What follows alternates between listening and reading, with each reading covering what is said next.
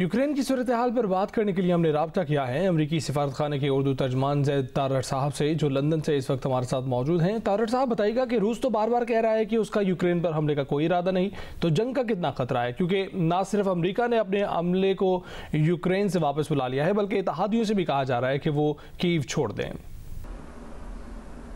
जी, हम समझते हैं कि अब 21वीं सदी में ये बिल्कुल जायज़ नहीं है कि एक ताकतवर कौम एक पड़ोसी मुल्क पर हमला करे। ये तो शायद ज़ाहिरी बात है, हमें कहना भी नहीं चाहिए 21वीं सदी में।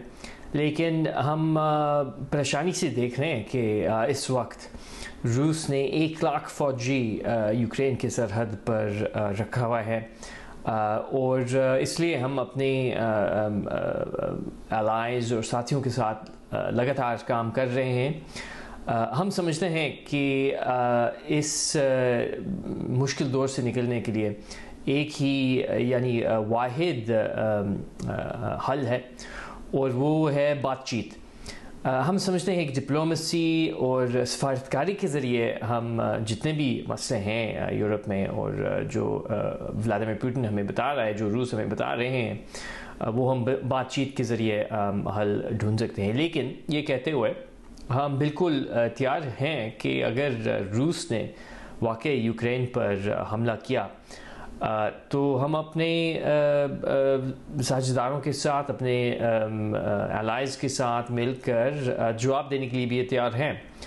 तारड़ साहब, ये बताइएगा कि रूस का इल्ज़ाम है कि अमेरिका और नेटो उसके गिर्द घेरा तंग कर रहे हैं ताकि किसी बहाने से रूस पर इक़्तिसादी पाबंदियाँ लगाई जा सकें, और यूरोपीय ममालिक रूस की बजाय अमेरिका से तिजारत बढ़ाएं। आप क्या कहेंगे? जी, ये हमने कई दफ़ा सुना है। ये हम सुन रहे हैं कि शायद नेटो ने जो पहला कदम उठाया रूस के ख़िलाफ़, उसके वजह से अब रूस का जवाब आ रहा है यूक्रेन में। ये शायद मेरे ख़्याल में इससे दूर नहीं हो सकता।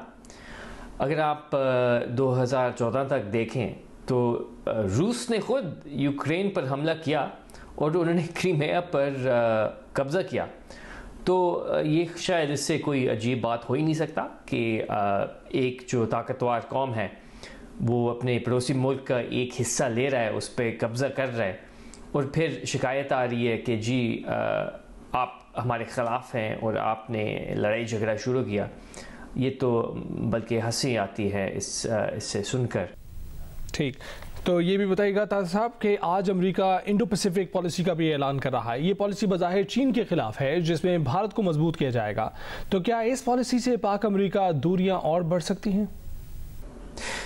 जी, आपने सुना होगा कि हमने अपना इंडो पैसिफिक स्ट्रैटेजी को वाज़ेह तौर पर ऐलान किया। यहाँ मैं ये कहना चाहूँगा कि बिल्कुल गलत बात है कि हम चीन का मुकाबला करना चाह रहे हैं, जैसे कि सदर बाइडन ने वाज़ेह तौर पर कहा है, और वज़ीर ख़ारजा ब्लिंकन भी ये कह चुके हैं, कई दफ़ा कह चुके हैं, बल्कि मैं भी ख़ुद यहाँ आपके साथ कह चुका हूँ कि हम समझते हैं कि बिल्कुल ये एक बहुत ही अहम रिश्ता है अमेरिका और चीन का, और हमें इस ताल्लुक़ को संभालना पड़ेगा। और हम समझते हैं कि हम बहुत सोच समझ कर इसको संभालना चाहते हैं।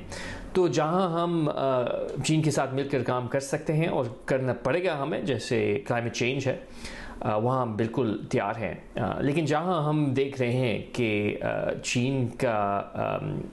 चीन के फैसले जो हैं वो कानूनी तौर पर, इंटरनेशनल लॉ के तौर पर जायज़ नहीं है, जैसे साउथ चाइना सी में देख रहे हैं, या हम जो हालात इस वक्त जिनजियांग में देख रहे हैं, वहाँ हम बिल्कुल अपने आवाज़ उठाएंगे, अपने एलाइज़ के साथ मिलकर हम काम करेंगे, और इसमें कोई शक नहीं होना चाहिए। अमरीकी सिफारतखाने के उर्दू तर्जुमान ज़ैद तारड़ साहब, जियो न्यूज़ से बात करने के लिए बहुत शुक्रिया।